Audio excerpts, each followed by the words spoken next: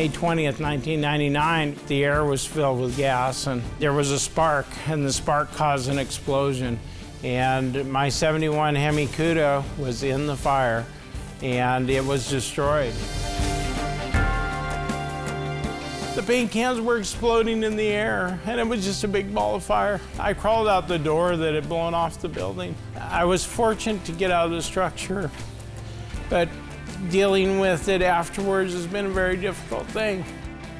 When I get the car back and it's finished, that will put the end to all of this that I've been through. Losing the car and the structure explosion and all of the trauma that went with it, it's gone. It's all better again. It's more important to me than anything else in the world. You know, I just hope people can enjoy it for what it is and appreciate the graveyard cars as saving a piece of history.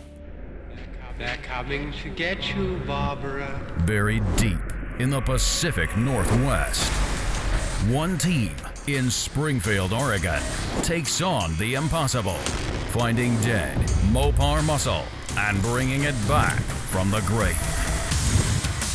Award-winning Master of Mopar, Mark Warman, his cousin Doug, his daughter Alyssa, his best friend Royal, his painter Will, his assembly tech Justin, and the rest of the GYC ghouls are restoring, resurrecting, and recreating some of the fastest, fiercest, and rarest muscle cars on the planet. This is Graveyard Cars.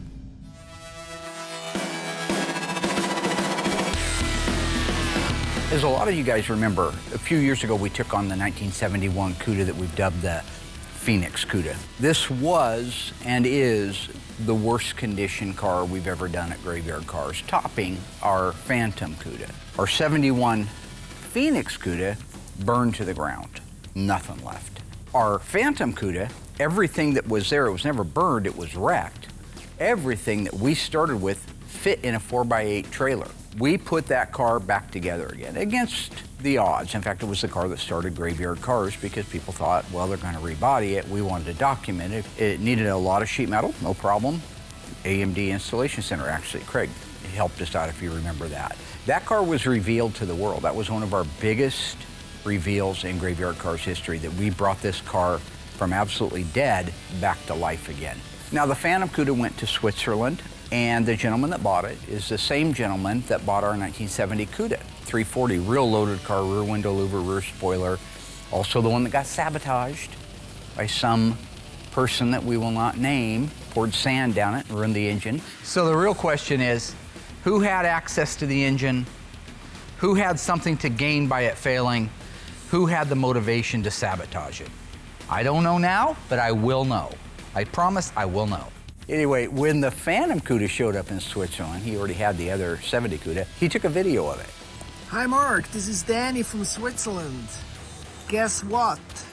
The Phantom Cuda arrived today in Switzerland. What a great moment. Have a look to the beauty. Oh my gosh. She is so unbelievable, beautiful, amazing. Thank you so much, Mark. I'm so happy. Greetings from Switzerland, and thank you so much. Bye-bye, my friend. Here in the States, it had a hell of a story. Now it's starting a new life over there. So prior to the Phoenix Cuda, that was the worst car in history at Graveyard Cars. When a car is burned, to the degree this one was burned, you know that all of your 18 gauge sheet metal, your fenders, your doors, your hood, your deck lid, your roof skin, they're all going to be warped. But you have no idea what the total extended damage is. Is the reinforcement compromised? The roof reinforcement inner structure, the frame rails, the floor. Because if it melted and warped the metal on the car, then it certainly could have damaged that stuff. Even though it may not look damaged, it may have affected its structural integrity. You also have the fact that when you look at the original pictures of this car, every single thing on it that was made of plastic or pot metal, and even metal in some cases, melted. Look at the original pictures of those front park lamps. They are hanging and drooping. The plastic is drooping out of them. The housings, which were made of a pot metal, were also melted. You go to the side markers, all oozing out. Go to the interior of the car, take a look at that. The dash, the steering wheel, the heater box, everything that's made of vinyl or rubber or plastic or pot metal was dripping completely off of the car. So now you're talking about totaling a car. You're talking about 100% total loss. Having said all of that, the good news is our Phoenix Cuda is back from the ashes. It's in its final stages now of getting finished and back to the customer. Once we had the car here, once Wendell had dropped it off, we immediately had it disassembled. Doug worked with Justin on some of the disassembly on that car. Once they had it completely disassembled, two things happened. I sent it over and had it dipped. While it was being dipped, I had Doug start working on the drivetrain because this thing had sat for over 20 years, so we were facing some real potential problems with it. The Hemi for Wendell really had me worried. Not only was this thing burned to a crisp and rusted beyond belief, but it was also still full of water from when the fire department put the thing out. My biggest fear was that we would have to have all of the cylinders sleeved and replace the heads. One of the best phone calls I had from the machine shop was they said we could get away with a 30 thousandths overbore, new pistons, and the heads were already rebuilt. Once I got the engine back from the builder, I went right to town on this thing. Unfortunately, we had to replace the intake, the carburetors, everything from the air cleaner, the oil pan on the outside of the engine had to be replaced, but we were able to save the engine. So Mark and I fired up the engine on the engine run stand and it ran perfect. So we did the paint work, the final assembly. Now it's sitting in the car ready to go. The other concern we had, of course, is what is this body going to look like when it comes back from the dipper? Well, I was pleasantly surprised. My original gut that all of the sheet metal was destroyed, that was true. All of the weld-on panels and bolt-on panels, such as the roof skin, deck lid, hood, fenders, doors, quarter panels, that was all destroyed, balances. But you get into the substructure of it, and it was amazing. These floors looked like they had never had any damage to them. There were even original assembly line markings underneath there that had burned an impression into the floor. So we replaced all of the metal on the car. Once that was done, it was able to go over to the body shop. That's where they smooth it out. End to end, pretty much have a skim coat of filler because you're wanting to smooth this thing out and make it look beautiful. So we got that done, went over to Will's department. Will immediately went to work on primering it. We do 3 primer and blocks on an average. So it gets primered, block sanded out. Primered, block sanded, primered, block sanded. When all that's done, it's ready to paint. This is GB5, it's not EB5. The difference is B5 in 1969 is a different shade of blue than it is in 1971. E means it was introduced in 69, G means it was introduced in 71. This is a GB5 car. He did a gorgeous job laying it out, which really brings us where we are today. The body, the paint, all of those things are completely done. Engine, transmission, they are done. It's time to do some final assembly. 1971 Barracuda is a driver's car. A car that combines uncommon beauty with comfort and as much performance capability as the buyer can handle. There's a full line of engines too. The 318 2-barrel, the 340 4-barrel, the 383 2-barrel, the 383 4-barrel, the famous 426 Hemi, and the 440 6-barrel. That's Chrysler Plymouth coming through with more engine choices than the competition.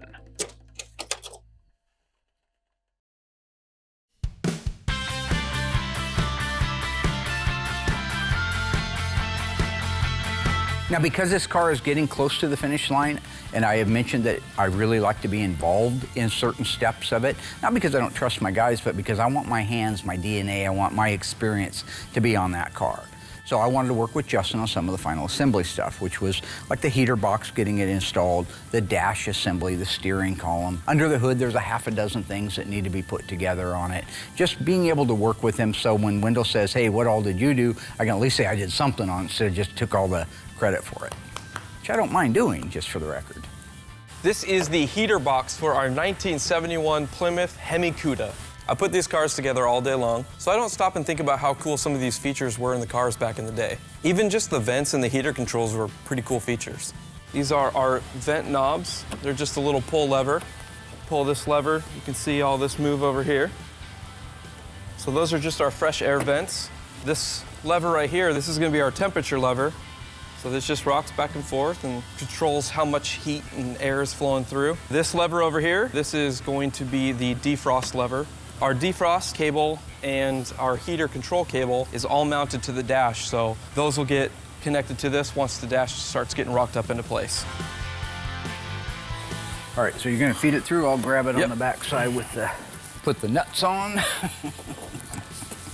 Okay, there you go, and So things like the heater box and the dash assembly, it's always nice to just have another set of hands and another set of eyes.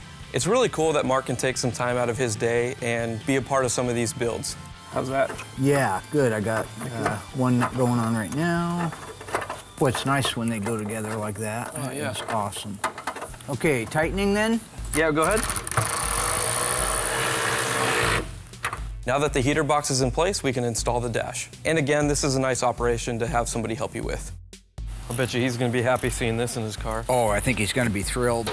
Can't wait to see him when the car's done. Oh, yeah. It's gonna be waterworks. If you ever have your Kleenex out, because he's gonna be crying. I can't wait to get the billboards on there. That's Just I'll to get see really- the car yeah. done, like a before and an after of this melted heap of nothing. Get these down, get it over it or under it? Under. Get my Just making a couple of adjustments here. So for the temperature selector, and then we can roll this up into place. Yeah, we've learned that a lot of times there's other connections you can make, like the speedometer cable and things like that. A lot of times you got to take it right back out again because you found something or something happens or you missed something. Okay, there we go. Got it? All right. I'm kind of surprised how nice this car's gone together because you were saying even like the glass, like this is the easiest glass you put in a car. Oh yeah, everything's gone together easier than I thought it was going to. So, It's because How it are was you? meant to be, probably. Meant to be.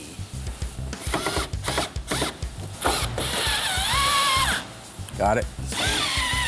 this one there. Go ahead and make your bulkhead connection, and we will put the steering column in. Sweet. All right. Alrighty. 1970 was the very first year that the ignition key went from the dash on the Mopars all the way up to the steering column. Now, the reason for that, and I've talked about it before, for those of you who haven't had a chance to see that, they wanted to be able to lock the steering wheel. Theft was a real thing back then. They were stealing cars, gone in 60 seconds. How they did it was through a series of linkage. If you were to put a manual transmission car in reverse, it would turn a collar here, and it would allow the steering wheel to lock, because a little pin comes out, boom, and locks into a yoke right here. There you go. If it was an automatic, you would have put it in park. Move it all the way up to park, turns this collar, lock steering column. Great idea. The problem with it was there's a lot of linkage involved in that, very mechanical by nature, and they had some failures with it. 1971 comes around, they go, we got a better idea. So watch how this one works. I'm locked. I turn my key. Now watch when I turn my key forward, what happens with this lever. See it pop up there? Now that this has popped up, it has freed my steering wheel up. Da-da-da, I'm driving around town, everything's great, get down to the old Fine Arts Theater, Rocky's playing. If I want to lock that column and get my key out of that ignition, I have to hold it down and back. Now I can pull my key out. That's a significant change from the 1970 all linkage model. Wendell's not gonna know what hit him next time we see him. Okay, now I don't have a lot of room because all the muscles on my arms get in the way of this power brake booster. Oh, is that what it is and not the Hemi? Well, the Hemi and the booster just make it really tight, and then the size of my arms don't help. Slow down right there, don't go crazy. Okay, come in, rotate it. No, you went crazy. Turn it a hair to the right, literally like 1, 2, there you go. And Trying not to go crazy here. there you go. Now you can come on in. You lined up? Yep. Alrighty. Boy, it's going smooth, I love it. Love it when a plan comes together. Wish they were all like this. You know who used to say that? Whip over to Tiny. Who used to say, I love it when a plan comes together? Archibald? There was an Archibald in the A-team? What are you talking about? Hannibal. So let's get this straight. I was born in '85, and the A-team came out in 1983. I mean, how the hell am I supposed to know who Hannibal is? Seriously.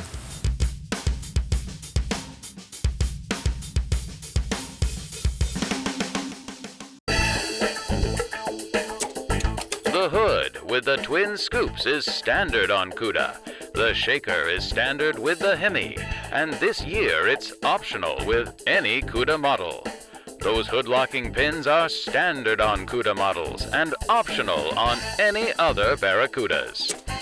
Optional elastomeric front bumper in choice of 6 body colors for the front and 4 body colors in the rear. Hard throttle downshift is now standard on TorqueFlite. A light jab on the accelerator for maximum acceleration. Flooring the accelerator is no longer necessary to downshift to a lower gear.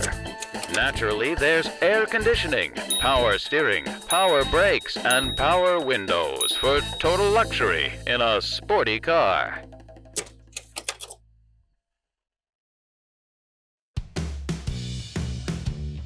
After Mark and I got the dash in the car, he wanted me to get the exhaust system installed. One of the things that I really like about Mark's teaching style is he likes to put people in different positions to give them experience and also find out where their strengths lie. In this case, he had me work with Hunter, AKA Bubble Boy, as Mark likes to call him. So this is our ECS exhaust system. They're as close to factory as you can get.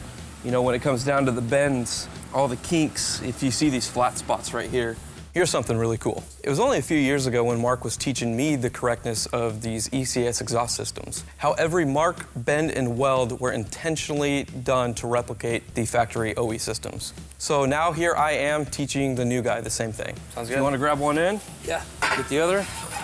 We're still like rope it up and yeah. put it through. Watch your head.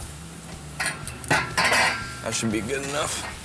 So the first thing that we install is the H-pipe, and then we just work our way towards the rear of the car.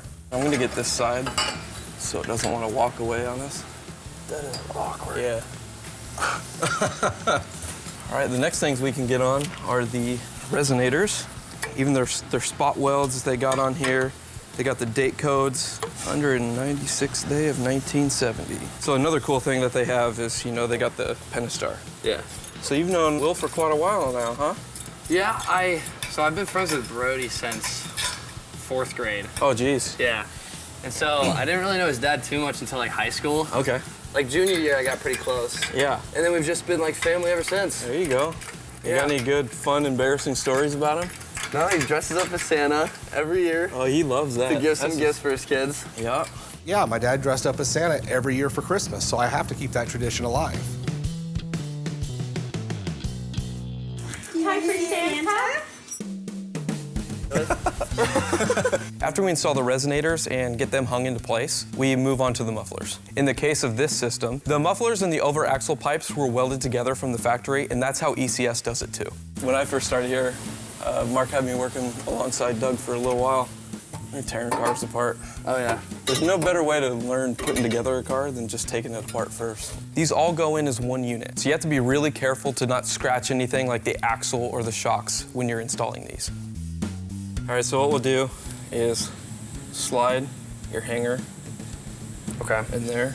The last thing that we install before the tips go on are the muffler hangers. These are very adjustable pieces, so once you get the tips on, you install the valance. And sometimes the tips take a lot of adjustments to fit the cutout openings of the valance correctly. The guys did a fantastic job on this, all right?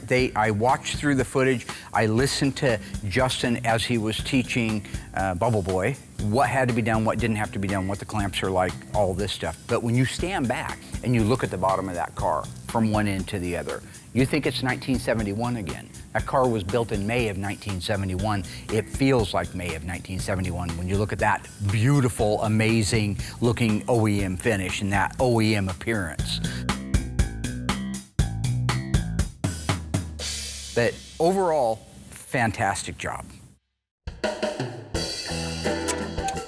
Think you have a good memory? True or false? The functional shaker hood is standard on all Cuda models. If you think you know the answer, stay tuned after the break to see if you're right.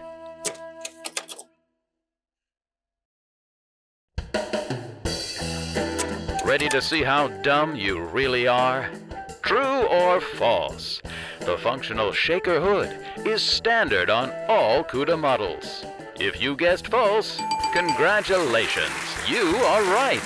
The shaker is standard only on the Hemicuda. However, it is optional on all other Cuda engine choices. In addition, the 71 Cuda comes with 2 really great seat options, the 160-position driver's seat and the split-back bench seat with center folding armrest. For the long-distance traveler, comforts like these are hard to beat. The elegant Grand Coupe has special trim, the standard 318 V8 engine, and leather bucket seats as luxurious as any imported GT car on the road. So today we're going to put together the front grille assembly, the bumper, and the front valance for the Hemicuda. Been waiting a long time for this, so it's going to be nice. Pretty freaking awesome. The guys did a great job working together and installing the exhaust system on the car, so I want to give them something much more difficult. These things are pretty simple to mount, actually. This is a very big part of the car, the grille, the front bumper, the lower valance, park lamps, all that stuff. You got 5 holes up here. These are our mounting holes right here.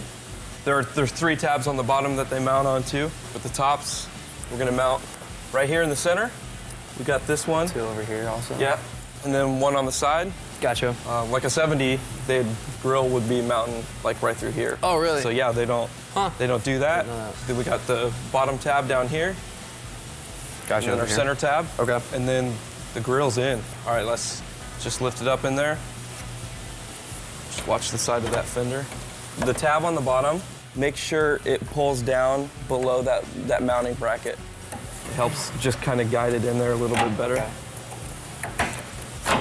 Nice. Start with our outside mounting holes. If you want to, you can kind of look in there. You can kind of line up that plastic nut. And once you get it started and you know it's in,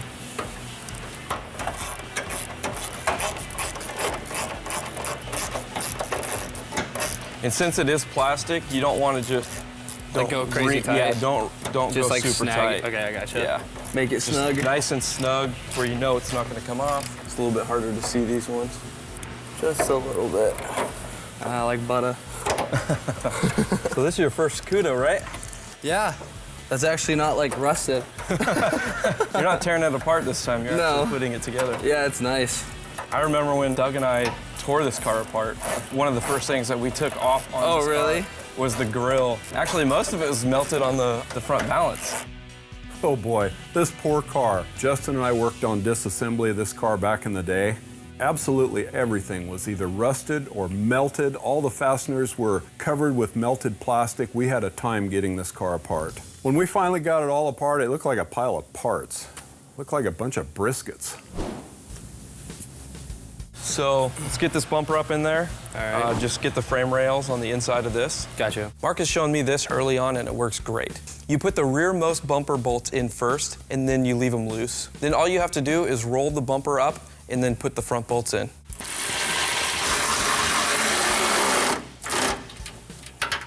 And after that, you simply adjust your height and your depth. The key to doing this way is you limit the risk of scratching or denting the paint, and it takes no real physical effort to do. All right, let's grab that front valance, flip it over. All right, so this is gonna mount right here on the lock support. On the inside of it? Yeah, and then these tabs are on the inner frame rails. Okay. So we'll get those. I'm gonna set one right on this middle one, so it's a little easier for us. Yeah, hold it up a little bit. Grab 2 bolts down there, get your side in. It's a tough angle to get to. Oh, yeah.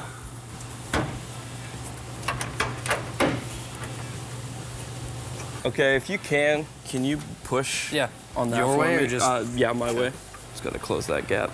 So working around Justin, it was like super fun and educational because it's like he's super knowledgeable and he has experience, so it's like I'm learning, like, it's like a free education. But I mean, he calls me Hunter. Someone like knows my name around here, so it's nice.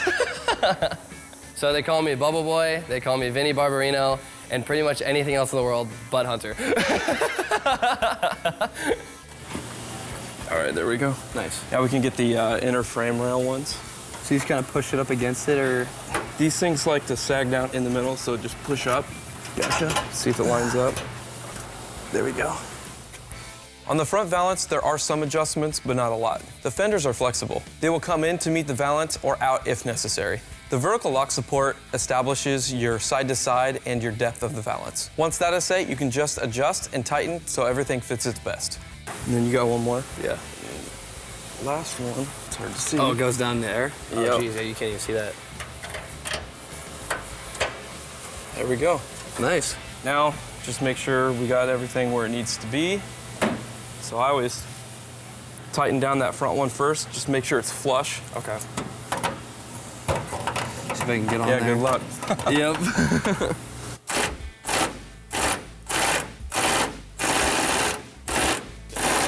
There we go. Yep. Okay.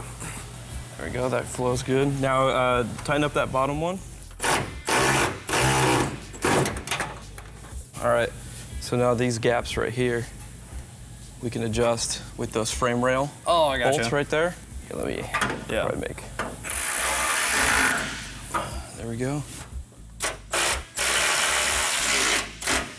There we go. Nice. Oh yeah, he's gonna be happy with that. Yeah, it looks really good. Yeah, if you wanna pull that tape down, you can lower it and take a peek, make sure everything's good. We can get Mark and Doug to put the back end of the car together. Yeah.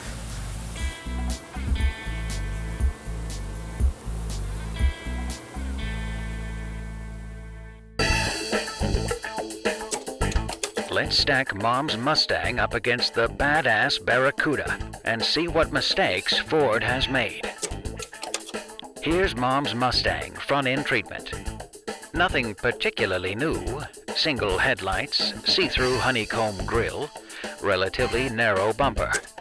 The wicked Barracuda does it differently.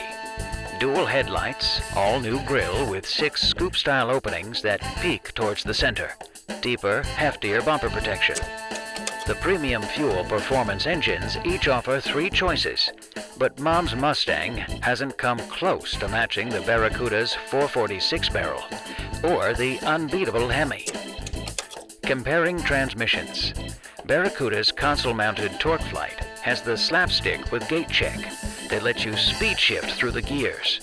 But the Dead Horse's select shift has no lockout gates, so you could go into neutral or reverse and scatter the slush box transmission. Plymouth's gonna get ya moving. Plymouth comes through for you with 71 Barracuda, lean and tough, the way a sports car should be. In coupe, hardtop, and convertible. Torsion bar suspension, it handles. Power up to a 446 pack, it goes. Plum crazy colors. Go Plymouth Barracuda. Plymouth's gonna get ya. Gotcha. There are some things under the hood that I wanted to take a minute and point out to people who are maybe building one of these cars that are unique to the 71 model versus, say, the 70 or the 72, 3, or 4. And also in that spirit, I wanted to have some hands-on time under the hood with Justin, so I got together with him and we laid out all of the pieces that were left that needed to go on under the hood. This is the windshield washer reservoir. This is a replica, and these are replicas of the original screws. So a couple things is this screw should have the washer on it, built onto it. I cannot get that off of there. It's a number 2 Phillips. It is a pan head, 3 of them that hold it in place. The cool thing is this reservoir, while it looks identical to a 1970, it's unique for the 71, as you know, because of this dimple right here. In 71, the Cuda went to a 4 headlight system. So when it went to a 4 headlight system, it uses a mounting bracket that holds those headlights in place. That mounting bracket has a bolt that goes through it from the inner fender right here. So it has to have that provision when it goes in for that bolt. So I'll give you that and let you put that in.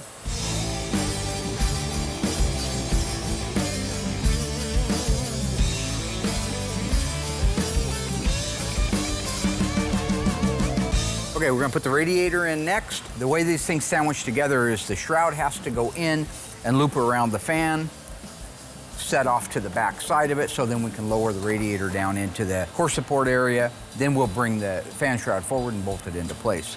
While he's doing that, I would like to show you something here. This is a replica, brand new radiator. Lynn Ray's the guy that makes them. Here you see the Pentastar 3443959, correct radiator, and this is an internal vendor code. This is all brand new with, this is cool, the 98th day of 1971. Coincides perfectly with the other dates because our car was built in May of 19. Oh, gotcha. Yeah. Nice. Give you a hand lowering it down in there. Yep. All right. Just little things like that make all the difference when you're putting the car together. Got the bottom bolts already in place. Yeah, good. Okay. Are you lined up? I'm parked on mine, yep. Perfect, there we go. Beautiful. Look at that. It's the way it's supposed to look right there. All right, I'll let him go ahead and bolt that in, put the shroud in, and then the next thing we're gonna work on is horns, seal, and battery. So right now, I think we can go ahead and put the horns on if you'd like. Go ahead and grab those, put those on.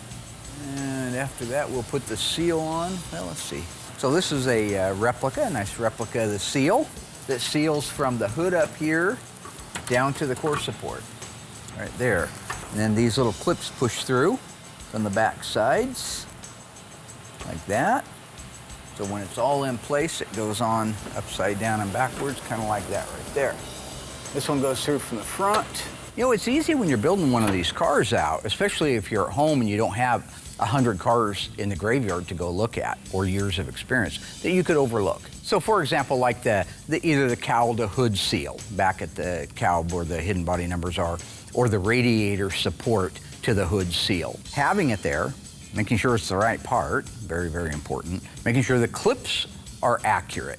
Not just any clip, not a Christmas tree clip, plastic ones like GM cars use, but use the original ones with the correct finish on them. Make sure the clips go the correct direction, the ones that should go forward and the ones that should go backwards. It's all that little detailing stuff that you really need to get the book out. Get your Dave Weiss book out. Let's go ahead and put the battery in. That's a replica Group 27 red cap. Another detailing item that I've took some crap in social media and stuff for are the batteries that we use. Well, if you go back to early seasons of graveyard cars, you'll see that they were the accurate batteries. They were replicas of the original yellow cap, red cap, green cap batteries. Those have been on back order forever. Anybody who's got one of those cars right now knows they've been waiting years to get one of those batteries. Well, they're starting to trickle in. So in the case of our 71 Hemicuda, we did get our hands on a red cap, and that's what you're seeing. Go ahead and set that bad mamma jamma down in there. So the 440, 426 Hemis got the red cap batteries. If it was a 383 or a 340, I think, got the yellow caps. These are replicas of the original battery hold-down hardware with the correct fasteners on the top. There's that.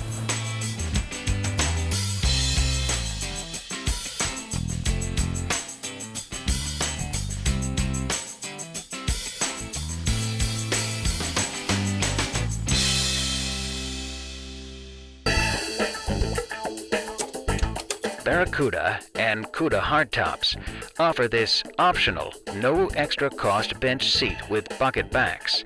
There's even a folding center armrest, and with the armrest up, there's room for 3 in the front.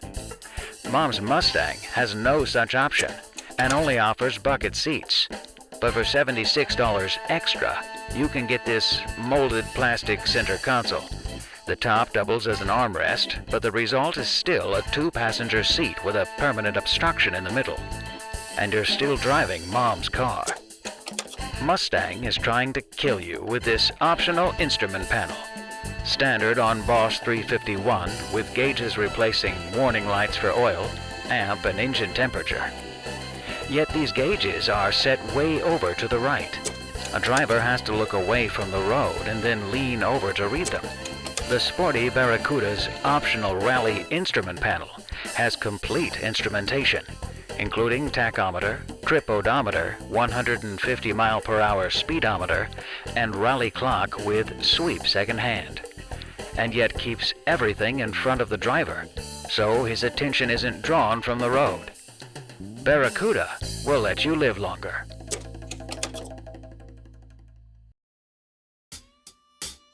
This is a real live Hemi brake booster. Did a great job detailing it, by the way. Thank you. Everything here is unique to a Hemi car. This bracket, this brace, everything that you see is unique to the Hemi. See how this goes into the firewall down here? This would be a normal master cylinder. Because the Hemi stands so tall, they had to get the booster up in the air. So now you look from here to the center of this point, They've raised that thing up, what, 4 inches to get it up out of the way? Almost doesn't clear the hood. It's tall, yeah.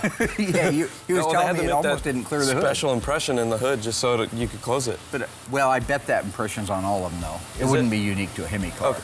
Even they took advantage of it. Oh, okay. Wow. Yeah, they took full advantage of it.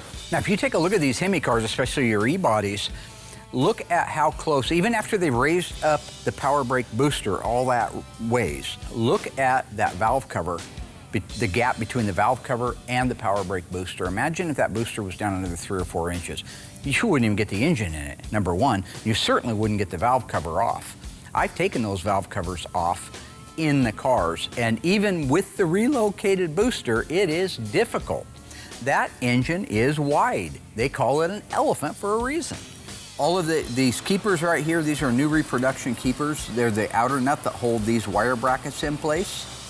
All of the nuts are new nuts with washers. And if you guys remember, this car was burned to a crisp. This is all his original stuff. Yep. So, I mean, he did like a phenomenal job detailing that stuff. This is definitely one of the worst power brake setups I've ever had to detail. The good thing is it was all there, just barbecued. Power brake booster, you pay a pretty penny for this setup on eBay right now. I bet you get a couple grand, 2,500. Well, you got it looking maybe 35. Just for a brake booster? For this setup. My goodness. Oh yeah, they're outrageous. They do not reproduce the power brake booster, so if you want the right one for the car, you're going to get an original. We happen to have windows. Go back to the original footage. It wasn't so pretty, Al. It wasn't so pretty. That thing needed everything. So what we did was, once we had the booster disassembled, we sent it up to Booster Exchange in Portland. He disassembled it, sent it back to us. We had to replace a stud in it because it broke from the heat. When we took it off, it was seized together with the nut, so we had to replace that. But we also did a ton of body work on the outer shells of it. Then we painted it, sent it back to them. They finished rebuilding it and got it back. And I did the right thing having the gasket in place. Yes, the gasket should be, yeah. Okay. Another little point of detailing I see at a lot of car shows is they do a good job of detailing everything. What they don't realize is the master cylinder was attached to the power brake booster when these got painted at the factory. Okay.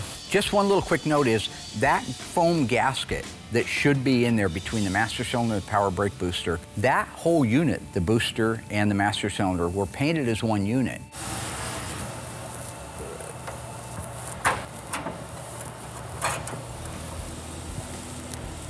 Okay, I'm lined up with the holes.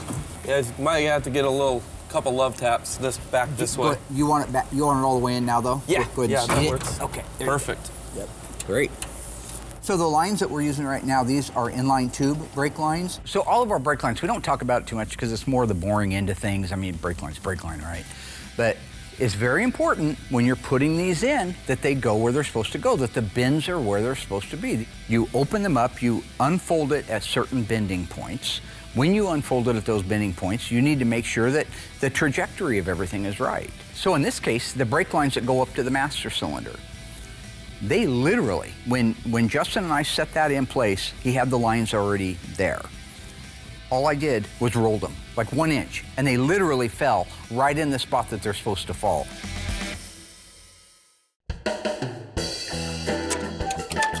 Let's see if you were paying attention. We know the Ford Mustang is no match for the bad-to-the-bone Barracuda, but what does it share in common with our wicked fish? Is it the same engine horsepower, the same 150-mile-per-hour speedometer, or they're both cars? Think you know the answer? Stay tuned after the break.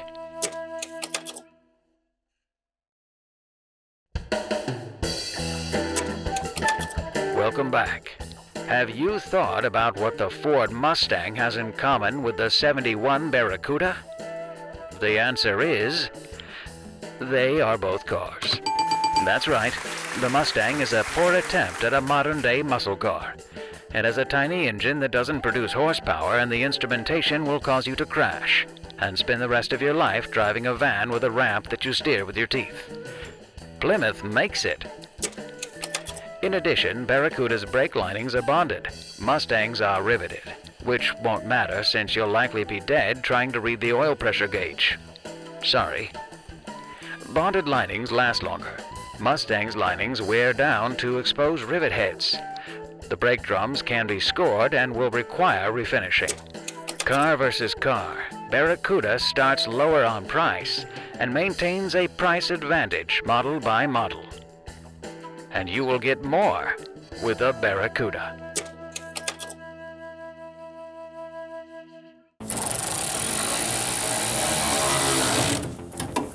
Literally fell right. I mean, when I put it in there, the two lines fell into the master cylinder. Because I pre-fit it. Yeah. Somebody awfully good at this stuff. God, that's beautiful. Look at that gorgeous thing in there. There we go. All right, I got these started. You can tighten them down when you and Doug do the brake bleeding on it. Oh, good job. Man, that thing does stick up high.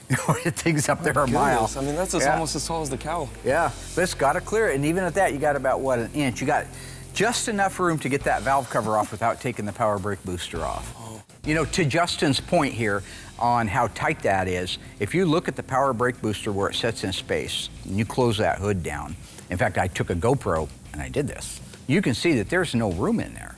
There's nothing. If that master cylinder were to flex at all, which it doesn't, or the power brake booster, or the hood were to sink down, it would hit. That is how tight that is. Whereas if you do it to a normal car, you could put your head in there between the two. Maybe that's an exaggeration. But you get the point. It's very, very tight. So we're taking an original date-coated wiper motor. Is this the one off of his car? Or did we find one because his I think we had to find a date-coated one for him. All right. So this car was built in May of 1971. That's when the car was actually assembled. So if you look at this rebuilt wiper motor, this is a variable speed. It's got the correct part number on it here. Look at this lower number, 1161. This was stamped the 116th day of 1971. So that means that it's actually, and it's built for a G-Series car. Now again, back to making a car OE correct, the wiper motor. Having the correct date on there, something that precedes the car by enough time that it's feasible. The 116th day in 1971 makes this precede the car by a few months and makes it the exact, correct, original replacement for the one he had, because his was cooked so bad from the fire. Oh yeah, it was so warped. Yeah, I think one comes from the bottom and one comes from the top. Do they? Oh, well then I might only have the... Okay. We'll just need to round up 3 more of those little collars, and I'll show you what those are in a minute. Okay.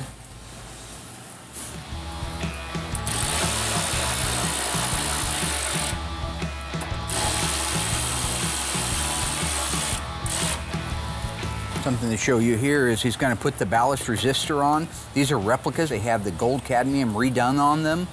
Well, these are brand new brackets that have gold cadmium plating on them. Original ceramic replica.